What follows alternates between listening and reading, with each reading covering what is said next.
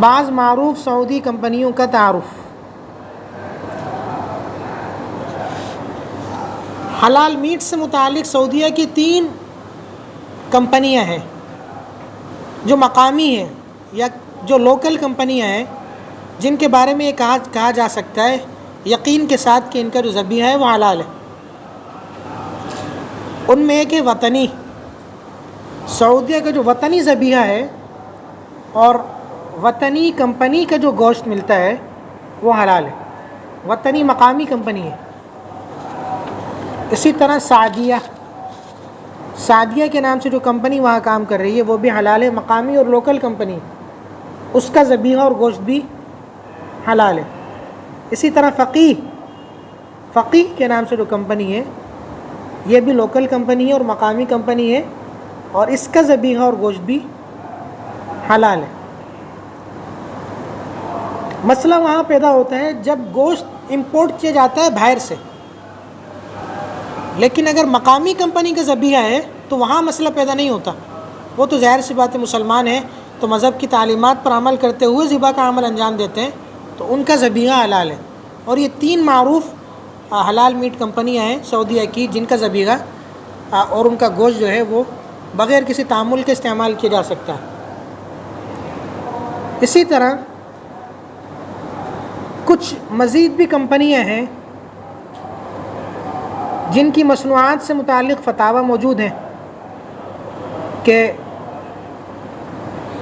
ان کی جو مصنوعات ہیں وہ حلال ہیں۔ اب ضروری نہیں ہے کہ ان کمپنیوں کا کام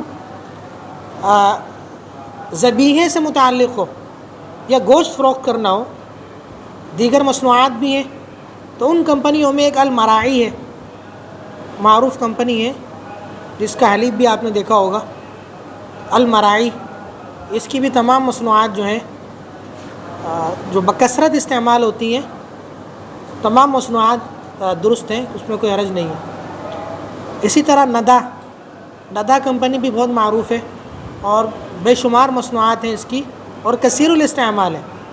اس کمپنی کی بھی تمام پروڈکٹ وہ حلال اور جائز ہیں، اس میں کوئی حرج نہیں ہے۔ اسی طرح نادک نام کی بھی ایک کمپنی ہے اور اس کی پروڈکٹ بھی کثیر الاستعمال ہے، اس میں بھی کوئی حرج نہیں ہے اور ان پر فتاوی بھی موجود ہے۔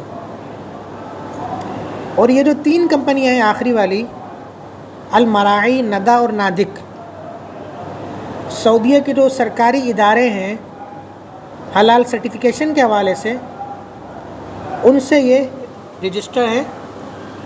اور یہ 3 کمپنیاں ہیئۃ الغذاء والدواء السعودی، جو وہاں کی حلال سرٹیفیکیشن کی کا ادارہ ہے، اس سے یہ رجسٹرڈ ہے۔